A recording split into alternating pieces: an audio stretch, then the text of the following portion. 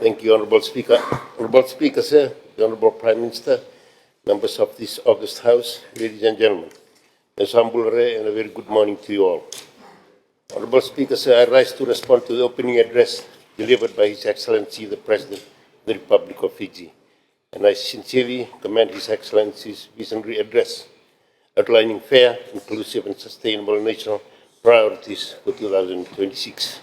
As Minister for Agriculture and Waterways and Sugar Industry, I support His Excellency's vision and implementation of key policies and legislative that strengthens a resilient and sustainable agriculture sector.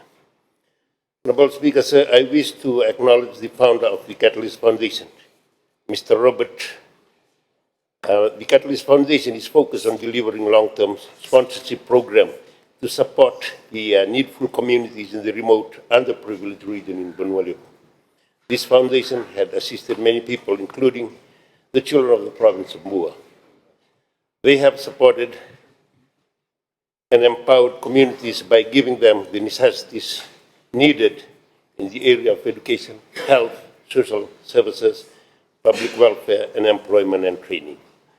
They have been sponsoring students at the Muso Agriculture Training Institute, who will be our future farmers.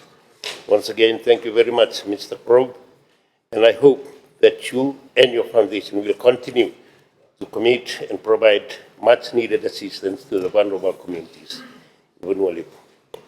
Honourable Speaker, sir, since the coalition government assumed office, the Ministry of Agriculture, Waterways and Sugar Industry has made significant strides in translating His Excellency's vision into tangible outcomes. At the core of our implementation efforts are the Ministry's operational divisions. It includes the animal health and production, crop extension, crop research, waterways, the land resource and planning and development, and now the sugar industry. Over the past 3 years, these divisions have continued to work collaboratively and tirelessly in achieving priorities outlined by His Excellency. The Animal Health and Production Division have successfully implemented a number of programs. For breed improvement, by implementing biotechnology, harvesting and transfer of embryos, we had established a breeding station for semen collection and processing for artificial insemination. Conducted 356 artificial insemination on 82 farms using locally improved beef semen. Development of 4 new beef breeds, genetic conservation through cross-breeding programs in sheep and goats, and distributed 878 genetically improved queen bees for 85 farmers. In animal nutrition, the Ministry had established 50 hectares of June cow grass as fodder for livestock and established 6 semi-intensive dairy farms and developed feed conservation and improvement techniques. Research are undertaken on black soldier flies farming as a high-protein feed source for livestock and waste management. On infrastructure, the Ministry had established a establishment of 58 new dairy farms, 128 dairy sheds were upgraded, 30 dairy farms were assisted with water reticulation and provided 19 milking machines to dairy farmers. 94 beef farms assisted with fencing kits, 109 stockyards were constructed for beef farmers, assisted 20 sheep farms with shed materials, 106 farmers with fencing kits. Construction of 43 piggery sheds and also 87 poultry sheds were established. The construction of 104 biogas digester units were installed in piggeries and dairy farms for waste management and energy collection and fertilizer production. The establishment of established and operationalized a PCR laboratory and latent honey processing units were also installed. For disease surveillance and control, this is an ongoing program including field and laboratory tests. 77,732 tests for TB and brucellosis were carried out. And for crop extension division, the division had achieved the following. The distribution of planting material included distribution of backyard garden seeds and climate resilient commodities to 8,000 farmers and households. Established 5 nurseries for seedling production and distribution of more than 2 million fruit trees and vegetable seedlings in collaboration with British American Tobacco, and supported farmers with capital funding initiative benefiting 3,500 farmers through farm equipment, land preparation, planting material, and agro inputs, and farm equipment. In farm mechanization, Honorable Speaker, we provided 25 excavators, 90 tractors, and 27 combined rice harvesters, and small machineries to farming cooperatives, individuals, and schools. The Ministry also provided innovative techniques like protected structures, irrigation kits, a guano pounding machine, and value-added equipment, benefiting 310 farmers. On farm roads, construction and upgrade of 86 farm roads spanning over 485 kilometers, and providing access to more than 500 hectares of farmland, benefiting 850 farmers. For crop research division, they have successfully carried out the following. Research on genetic improvement, establishing orchards on tissue cultured banana and propagating 1,000 banana suckers for farmers. Releasing taro, leaf blight resistant variety, producing 378,000 crops and fruits, seedlings, and 85,000 kilograms of vegetable seeds for distribution to farmers and households. Introducing 5 new cassava varieties and 1 yam variety from Nigeria, and the release of a new Pacific Kumal variety. And also establish agroeconomy site by implementing 3 trials on saline-tolerant rice varieties to identify climate-resilient options, conducting polyculture research trial integrating tilapia into rice farming systems. On disease surveillance and control, the Ministry has also introduced 2 African tulip biocontrol agents from New Zealand, testing drone technology on pesticide application and commercial rice production, and on analytical and diagnostic services. The Ministry has also improved its adaptive technology by developing 5 value-added products, now processing the soils and land management by producing and distributing 103 tons of organic compost, supplying 50,000 liters of bacterium culture to farmers. On infrastructure improvement, commissioning of the Center of Agriculture Technology transfer in Nosuri with a commercial tissue culture lab for mass banana seedling propagation and other demonstration. The Waterways Division, they had successfully completed foreshore erosion protection on the construction of coastal and waterways protection work across 6 vulnerable coastal communities nationwide, and implementing nature-based solutions.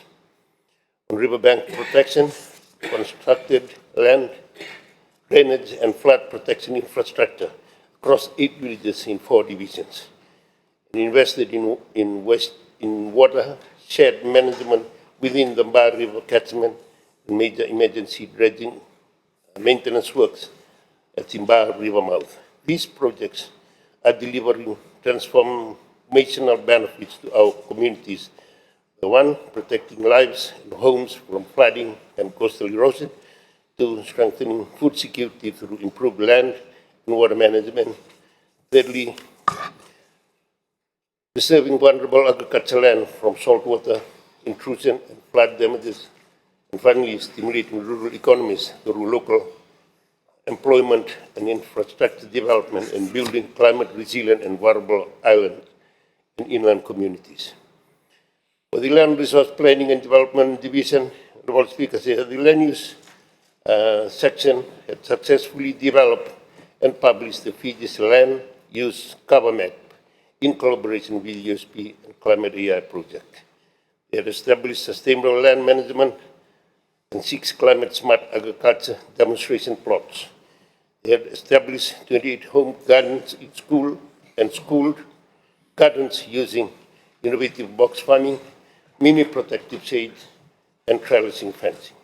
They had also established a soil loss data preliminary trial needed to review the national loss data. They had distributed 5,000 Kaliandra seedlings to naturally improve land health. And they also have 15,000 vetiver seedlings still in their nursery at the Correview Research Station. Sugar industry, reform, mechanization, and diversification. Honorable Speaker, I thank the Honorable Prime Minister for the decision to merge the Ministry of Sugar Industry and the Ministry of Agriculture and Waterways. This merger will strengthen the sugar industry in increasing income to sugar farmers. Through collaboration with the industry stakeholders, the Ministry will focus on improved governance, transparency, efficiency from planting to milling. The coalition government in the last 3 years was able to upgrade almost 250 kilometers of cane access road, assisted 857 farmers with lease renewal, provided extensive grants and subsidies for fertilizer, weedicide, mechanization, and cane cutting support. Procured 12 cane planters and 16 fertilizer applicators, and especially working on hilly terrain harvesters.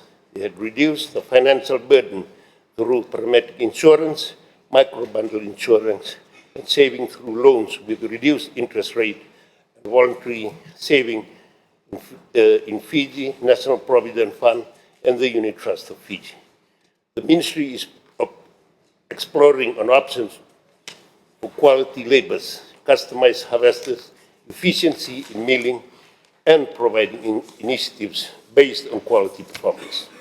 The Ministry is launching a long-term structural reform of the sugar industry, including recommendations from Food and Agriculture Organization and working with the European Union for further feasibility study of the sector. Honorable Speaker, sir, the sugar industry has huge potential and opportunities to increase farmers' income. This will be done by pooling resources to integrate activities such as research and development, technology transfer, extension and advisory service, and to develop policies and programs. Honorable Speaker, sir, as outlined in the Presidential Address, the government's focus remains on mechanization to reduce labor constraints, incentivizing farmers to increase productivity, structured reform for long-term sustainability, exploring renewable energy and generation from byproducts and diversification into ethanols and refined sugar production. We recognize that improving cane production is the immediate priority, and without a stable and reliable supply of quality cane, downstreaming value adding is difficult. We will work closely with the farmers, millers, landowners, and industry stakeholders to restore confidence, boost productivity, modernize operation, and exploring new opportunities, technologies, as part of the government's long-term commitment to revitalizing the sugar industry. Honorable Speaker, sir, the Ministry has also conducted capacity building across all sectors for the farmers and the staff, building their knowledge, skills, and expertise. In addition, the Ministry is also in the process of reviewing the VEDI legislation and introducing the cover bill to improve the governance and to guide our future work. Honorable Speaker, sir, His Excellency rightly emphasized that progress cannot be measured by growth alone in agriculture. Growth must be translated into increased household income, reduced rural hardship, stronger food system, and greater participation of women and youth. We will therefore continue to advance climate-smart farming practices, improve irrigation and water management system, modernize farming technique, strengthen extensive services and farmers training, and enhance market access and value addition. Special emphasis will be placed on empowering farmers in interior, rural, and maritime communities, with the inclusion of women and youth. Honourable Speaker, sir, the vision outlined by His Excellency is one of unity in diversity, sustainability, resilience, and integrity in governance. The Ministry of Agriculture, Waterways and Sugar Industry embraces this call. We will pursue reform with discipline. We will prioritize productivity with sustainability. We will modernize without abandoning our farmers. And we will ensure that development reaches our interior, our rural, and maritime communities. Agriculture, waterways management, and sugar industry reforms are not isolated sectors. They are foundational to poverty eradication, economic diversification, climate resilience, food security, and national unity. The transformation of agriculture and the revitalization of the sugar industry are not optional. They are essential to building a fairer, stronger, and more resilient Fiji.